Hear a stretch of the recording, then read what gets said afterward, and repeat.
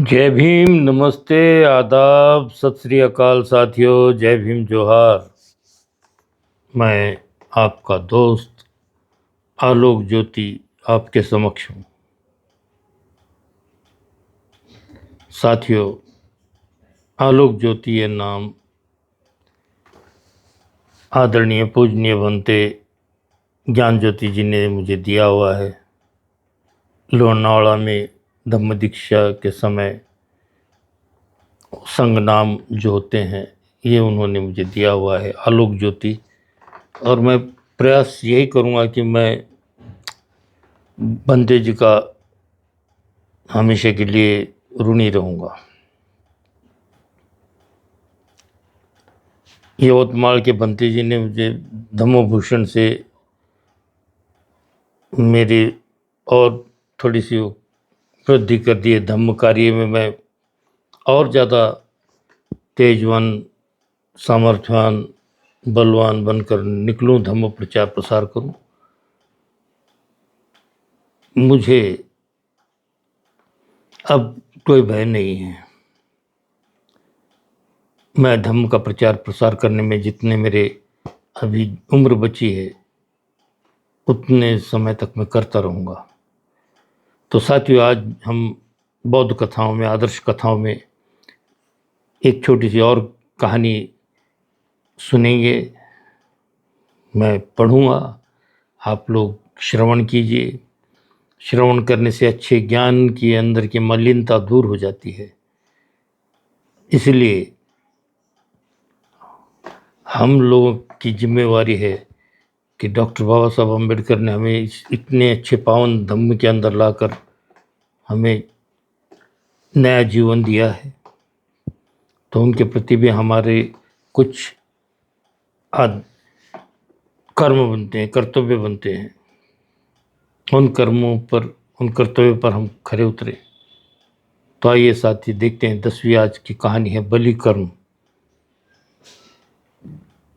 देखिए, कुशल अकुशल दो प्रकार के कर्म होते हैं इंसान से हमेशा। हम अच्छे अपने जीविका कमाते समय, अपनी उपजीविका कमाते समय हमें लगता है कि हम लोगों को बुरा कहकर, झूठ बोलकर पैसे ऐंठ सकते हैं। ये कर्म अकुशल कर्मों में जुड़ता है। हमें सही दिशा में अपनी वाचा, कर्म अच्छे रखने होते हैं। इन्हें संभाल कर हमें चलना होता है जीवन में। ये कहानियाँ खत्म होने के उपरांत अष्टांगिक मार्ग का पूरा अभ्यास करेंगे कि किस प्रकार सही दिशा हमारे लिए उपयुक्त होती है। निब्बाण जीते जी पाया जा सकता है। हम लोगों को चाहिए कि निर्वाण पथ मरते समय हम सदगति को किस तरह प्राप्त कर सकते हैं। तो साथियों, आइए देखते हैं कुशल अकुशल कर्मों का हिसाब कैसा होता है। हम अगर अच्छा काम करेंगे जीवन में तो शील, 5 शीलों का जतन करना है, 3 रत्नों को संभाल कर चलना है और संघ के लिए अपना समय, पैसा देना बहुत जरूरी है। तभी तो धम्म बढ़ेगा। अब समता सैनिक दल जो बाबा साहब ने 13 मार्च को स्थापित की थी, उसके लिए भी मेरी सभी भाइयों से विनती है कि संघ को, संगठनाओं को, अपने जो है बाबा साहब के लेकर चल रहे हैं उन लोगों को आर्थिक मदद जरूर कीजिए।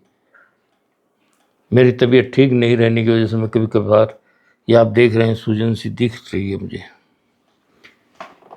मेरा इलाज भी चालू है, बीपी की गोलियां चालू है और फिर भी मैं अपना काम सही दिशा में लेकर चलने का प्रयास कर रहा हूँ।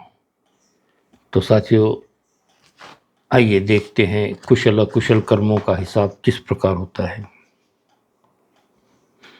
लोग मनौती करते हैं कि हे भगवान, तुम मेरे लिए ये कर दो तो मैं तुम्हें ये पकवान चढ़ाऊँगा, मैं तुम्हें अच्छे अच्छे भोजन करवाऊँगा, जैसे भगवान को मिलता ही नहीं है। एक लोगों के मन में श्रद्धा होती है कि मैं अपने इष्ट भगवान से अगर कुछ दूँ तो ये तो कैसा होता है कि लोग भ्रमित हैं, कर्मकांड पाखंडवाद से लिप्त हैं लोग। उन्हें पता भी है कि मैं कितने व्रत वैकल जो भी है करूं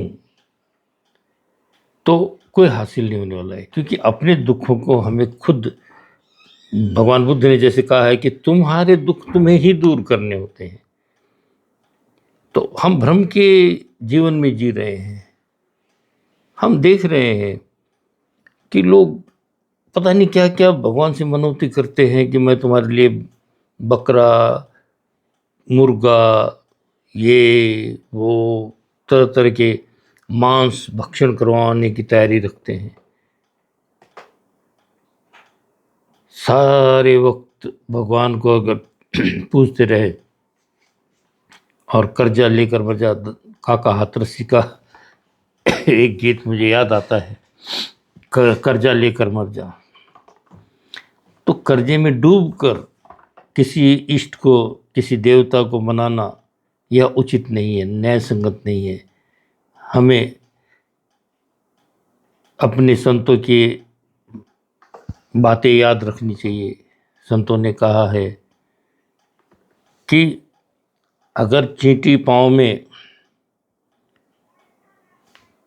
घुंघरू बांध कर नाचे तो भी भगवान सुन सकता है।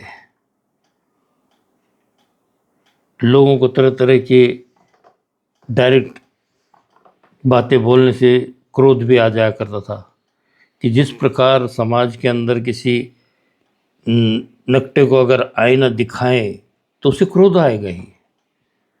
किसी का चेहरा सही नहीं है और उसे कोई आईना दिखाकर उसे अच्छा नहीं लगेगा, जिस व्यक्ति को वो आप दिखा रहे हैं। इसीलिए हमें पहले अपने स्वयं में सुधार करना पड़ेगा। किसी गलत व्यक्ति को कुछ गलत बोलने से हमें अपने शील आचरण में बाधाएं आती हैं। लेकिन आपको एक दर्पण बनकर, एक मित्र बनकर समाज को सुधारना ही पड़ेगा। जैसे बच्चे को डांट डपट कर सही दिशा देने का काम होता है शिक्षकों के जरिए, आदर्श आचार्यों के जरिए, तो हमें भी उसी प्रकार अपने समाज के हित में कुछ बातें कड़वी भी हो सकती हैं। किसी ने कहा है, कड़वे भेषज बिन पिए मिटे न तन को ताप।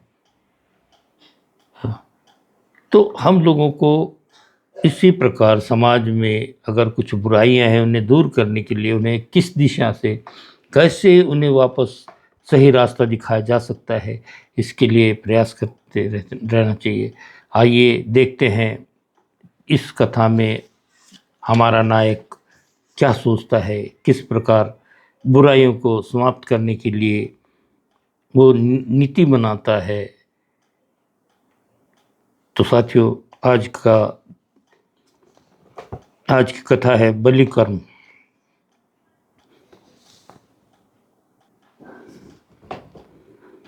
एक समय वाराणसी के लोग अनेक देवताओं की पूजा करते थे। इन देवताओं के प्रति उनकी अटूट आस्था थी।